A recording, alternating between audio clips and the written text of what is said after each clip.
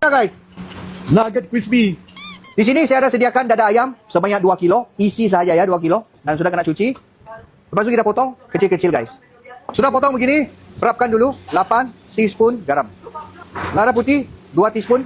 Tepung jagung 8 Chinese spoon. Lepas itu kita cari satu blender. Kita blendkan dulu.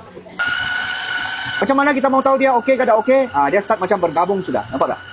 Macam berkumpul sudah dia. So, okey. Selepas di blend, dia jadi begini. Jadi kita ambil size nugget lah guys ya. Lepas itu kita letak sini, kita tekan dia. Pakai tepung jagung, kita kasih coating dia dulu. Satu-satu.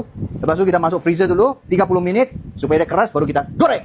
Saya pakai self raising flour, apa-apa flour pun boleh. 3 mangkok. Tepung beras setengah mangkok.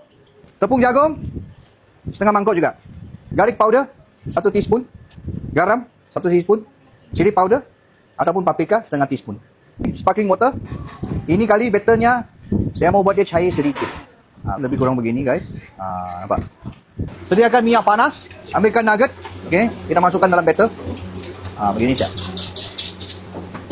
Lepas itu kita masukkan. Macam timbul-timbul sudah.